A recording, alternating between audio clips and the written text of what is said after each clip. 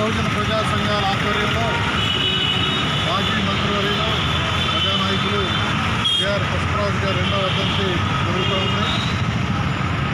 KR Pushparaju గారు అంటే ఆంధ్రప్రదేశ్లో అతి చిన్న వయసులోనే చట్టసభకు ఎన్నికవడమే కాకుండా మంత్రి పదవిని కూడా అలంకరించినటువంటి వ్యక్తి.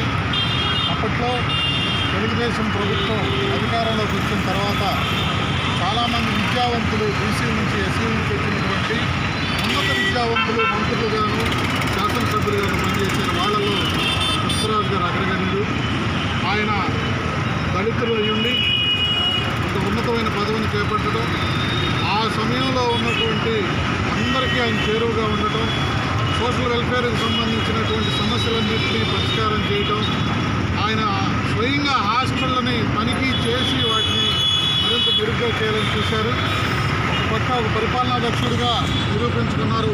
చట్టసభలో బాధ్యతాయుతమైనటువంటి ఒక శాసనసభ్యుడిగా నిరూపించుకున్నాడు.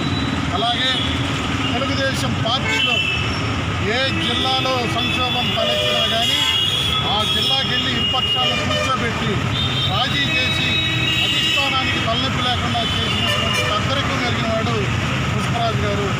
ఎక్కడైనా సరే అది రాయలసీమ జిల్లాలు కావచ్చు, ఉత్తరాంధ్ర జిల్లాలు కావచ్చు, ఏ జిల్లాకైనా వెళ్ళి అక్కడ ఉన్నటువంటి నాయకులతో మాట్లాడగలిగిన వాడు. అప్పట్లో పెద్ద పెద్ద లీడర్లు అనుకున్న వాళ్ళని కూడా ఈయన అరే అని సంబోధించేంత చనువు, ఆప్యాయత, ఆధిక్యత కలిగినటువంటి గొప్ప క్యారెక్టర్.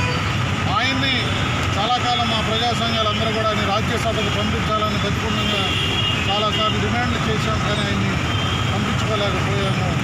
ఆయన అలాంటి రాజకీయవేత్త, అరుదైన రాజకీయవేత్త దొరకడం చాలా మనకి మన వర్గాల్లో దొరకడం మన అదృష్టంగా భావిస్తూ వారికి వర్ధంతి సందర్భంగా మన ప్రజా సంఘాలందరి తరఫున ఘనమైన నివాళులు అర్పిస్తున్నాము. జోహార్ పుష్పరాజు గారు, జోహార్ పుష్పరాజు గారు.